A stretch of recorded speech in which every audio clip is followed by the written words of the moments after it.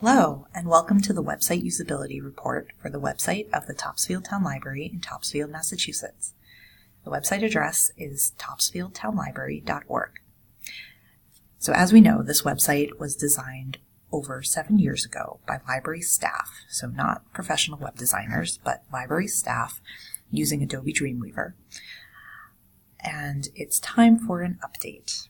So the problems being addressed in this usability report include improving the general navigability of the site by examining results of a card sorting test, improving the general accessibility of the site by examining the results of the Wave accessibility test, studying theoretical user journeys to find out what might be missing from the site and what the site's doing well, and discussing further suggestions for testing. So the first thing I did is I ran the Topsfield Library website through the Wave accessibility tool, which is a free service which was launched in 2001 that evaluates the accessibility of millions of websites. This is what the page looks like. So you just put the web address in there and it generates a report for you. So I have a screenshot of the Topsfield Library's results. So the report for the website actually wasn't too bad. There were only 5 errors, but there are 85 alerts. Most of the alerts had to do with blocks of justified text. So, some of the longer descriptions on the page, like here, tightening that up and eliminating some of the longer descriptions would not only make more of the website above the fold, so you don't have to scroll down so much, but it would also improve its accessibility score. The other big thing with the alerts was having the same alternate text for multiple adjacent images, so you'd want to differentiate that text. In the report itself, it goes more into the things on that test. So the next section of this report discusses the kind of theoretical user journeys. I created 2 theoretical users of the Topsfield Library. The first one, Sarah, is a user that finds what she's looking for. She's representative of a type of patron that the library sees a lot. She's a young mother in her 30s, and the library does a lot of kids programming, especially for younger kids, and she has 2 young kids, so she's looking for story time, and she sees the children's room, so she clicks on that, and she sees the drop-down menu with story time, and she's able to find the information right there. She's also interested in museum passes, so there's this handy link right here, clicks on that, and she is able to find what she's looking for. So yay. So that's a user that, is able to use the website and is satisfied. The next user is the type of user who might be underserved by this library. So his name is Craig. He's a man in his 20s. He rents an apartment, not in Topsfield, but in a bordering town. But the Topsfield Library is the library closest to him, and he wants to get a library card. But he can't find where someone like him, who doesn't live in Topsfield, would get one. So under library services, he goes to borrowing, he sees get a library card. So there's this page about getting a library card, but it just talks about being a resident and having a Topsfield address. So he can't see how he would get one and use the library. But it doesn't say anything about non-residents. So something to think about from this exercise is including that information. Because of course he can use the library, there's just kind of a different process for it. Okay, so the next section of this report talks about the card sorting activity.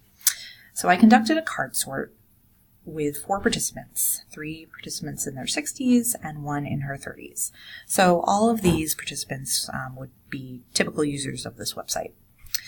So for this card sort, I began with a specific user journey in mind. Finding a book club was my example user journey, because that's something that the users of this library tend to be very interested in. So I mapped the path of, sorry, it's sideways. I mapped the path of a website user who was interested in finding a book club to join, and that's what this image is here. But what I decided to do with the card sort participants is I wrote out all of the sections of the website. So all of this first hierarchy of sections. And then I wrote out the first level of subsections, so the drop-down menus in each. And I just had them put the sections where they thought they should be. The results were interesting.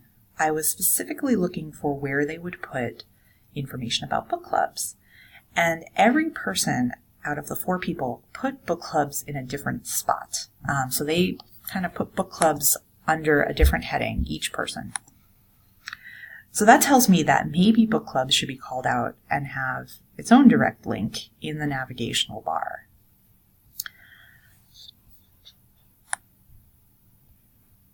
So the conclusions that I drew from this, the main conclusion is the Topsfield website, like a lot of library websites, suffers from information overload. There's so much information, there's only so much space on the screen that people actually look at.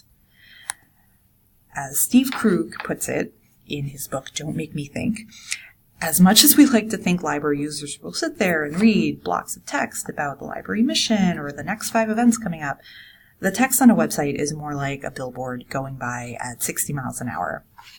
So one thing that you could do that would help alleviate this is, instead of the navigational bar being vertical on the left, you could change that to a horizontal one that goes across the top of the page.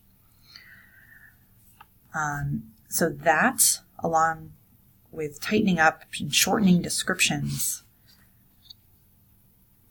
of the events and the other blocks of text, would allow much more of the page to be above the fold, and you wouldn't have to scroll down so much. In general, I've noticed more and more library websites doing this, putting things kind of across, using that horizontal space, so you don't have to scroll down to get to the bottom. The library hours are in a good spot, but they can be bigger and bolder. The hours and the contact information are the number one thing users visit this website for, which is data that you provided for me. The Contact Us link should definitely continue to have a prominent place in the navigational bar. And as the card sort revealed, it will be helpful to add a link directly to book club information. So right now, it happens to be the top thing on the page because the in-house library book club is meeting, coming up in a few days. So it does happen to be right there right now, but when that's not the case, it would be helpful to have a little thing about direct link to book clubs here. And as the theoretical user stories revealed, it would be a good idea to add information about how non-residents of Topsfield can use the library as well. So further card sorting would allow you to tweak categorization, language, terminology, make sure it's not too jargony. When I did the initial card sort, I encouraged the participants to point out words or phrases that they didn't understand or found confusing, and it had mixed results. I definitely think further testing is needed. And then finally, additional usability testing using Steve Krug's method of 1 morning a month, 3 users performing a few specific tasks on the website. That would improve the functional usability as well as the visual usability. So that concludes my report. Thank you very much for listening. You'll find more information by reading the full report and the URL I've sent. And I hope you find my supporting website easy to use. Have a great day.